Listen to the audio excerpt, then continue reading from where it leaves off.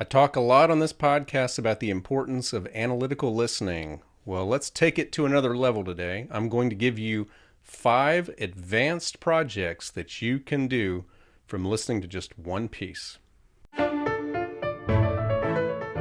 Whether you're a self-taught musician, have a teacher, or you're already a professional, this show is meant to help you with knowledge, mindset, craft, and strategies to improve your overall musicianship so that you can become the best musician you can be, regardless of your goals.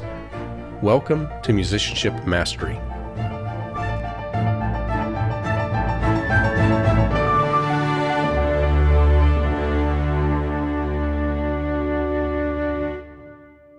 Hello and welcome. My name is David Lane. This is episode number 138, and it is great to be with you once again.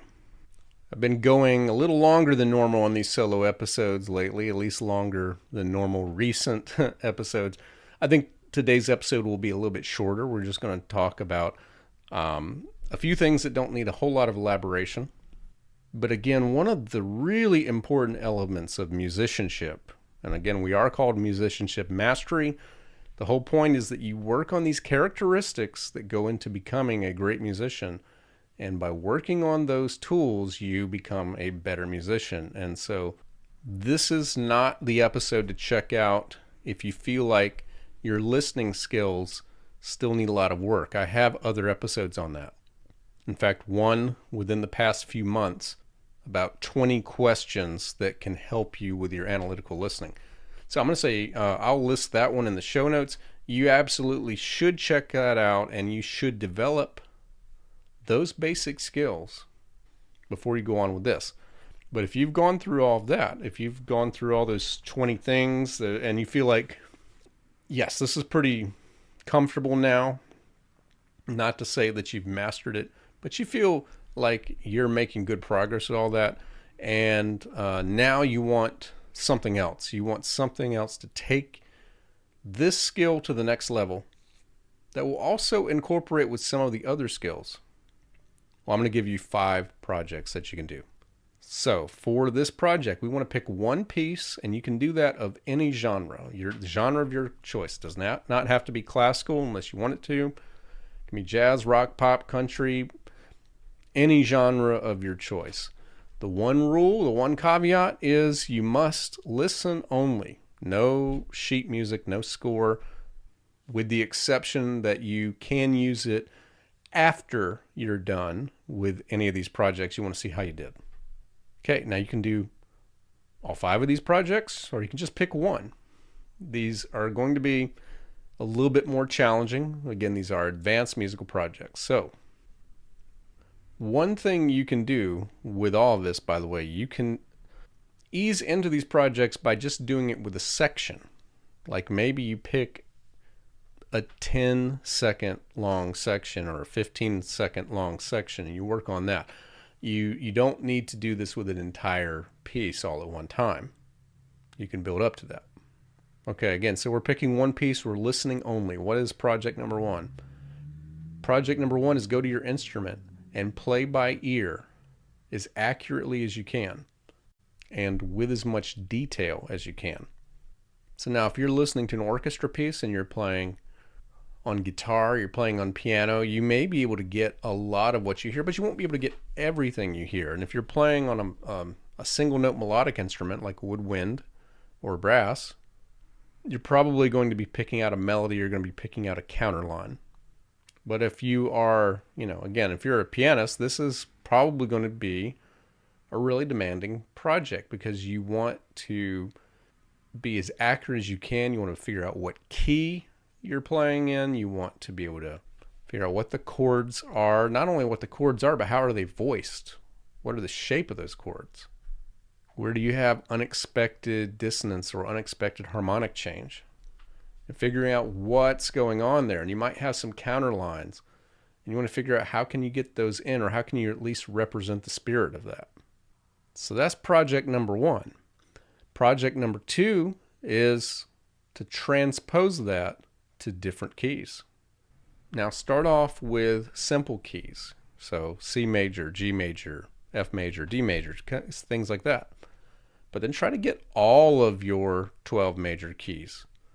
when transposing the music. And then maybe assuming that the piece you're listening to is in a major key, change it to a minor key. Change it to alternate modes. How would it sound in Dorian mode, Phrygian mode, Lydian, Mixolydian? How would it sound in Locrian mode? You have to go back at least 2 years, but there is an episode on all about the modes, like about everything that I could think of to put in one episode about scales. You might want to go back and check that out. So that's project number 2. Transpose what you're listening to as many different keys as you can, and still keeping it as accurate as you can with all the other details. All right, a third project. This does not involve playing at all. This is a challenge to transcribe the music as accurately as you can with the details. So you may have to go to your instrument, figure out what key you're in. But again, all those things that you're figuring out and trying to play, now you're trying to write it down so accurately that it could be played by somebody else. Or if you're getting really detailed, listening to an orchestral piece and you're trying to write out what the flutes are playing, the clarinets are playing, strings are playing, and you're putting it all on individual staves, you could give that to real players, and what you would get when they all play it together sounds like what you just listened to. Now, this is where having the written score comes in handy, because this is a project that you can check after you've transcribed to see how far away you were, how close you were. Sometimes, what might happen is you might have thought something was written as a staccato quarter note, but it was really eighth note, eighth rest. That's still pretty good. That's a very nitpicky difference. Where you may want to start checking things as if you thought it was in 3/4 time, but it was really in 2/4, 4/4, something way off like that. Like you might hear something and you think it's in 2/4 with triplets, but they wrote it in 6/8, or the other way around. All right, project number 4 is to take what you've listened to and either by ear or with staff paper, arrange the music in different ways. Change the style of what you're listening to. Change the meter. Change the chord progressions. Try to keep something about it recognizable. By the way, I don't think we've talked about this before for composers. The common rule for theme and variations is that the variation needs to have at least one of these elements present: the melody itself, the chord progression, or the bass line. You can keep one and change the other two, or you can keep two and change the other one for it to be a variation. And that is kind of like 4A, rule, project 4A, for the composers who are listening. Do a set of theme and variations on what you were listening to. Okay, so the 5th and final advanced project, at least for this episode, this is going to sound like you're in grad school or maybe doing an honors project, but write a full-length essay that analyzes the music with scrutiny. Say as much as you can about what you hear the music doing, what you hear happening in the form, what you hear with the melodic, what you hear going on with the melodic ideas, what kinds of instruments are playing what in relation to the music. But write down as much as you can. I'm going to go ahead and say, and I've been out of academia for a long time, so I'm not really sure of standards, but I would say minimum 500 words. That's actually that's probably just for a section.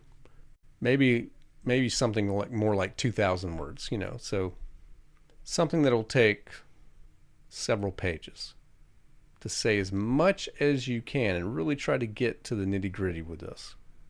Okay, share with me your feedback. What are some projects that you've done to help your listening, some advanced musical projects and things I didn't think of or didn't list in this episode? I always welcome hearing from you, whether you want to do that with your voice by going to speakpipe.com/musician toolkit, or just send me a message by going to my website at davidlanemusic.com, or if you're watching on YouTube, you can simply leave a comment. I do read every comment that comes in and appreciate every bit of feedback. All right, that's going to wrap up today's episode. Thank you so much for listening, and I'll be back with you again next week.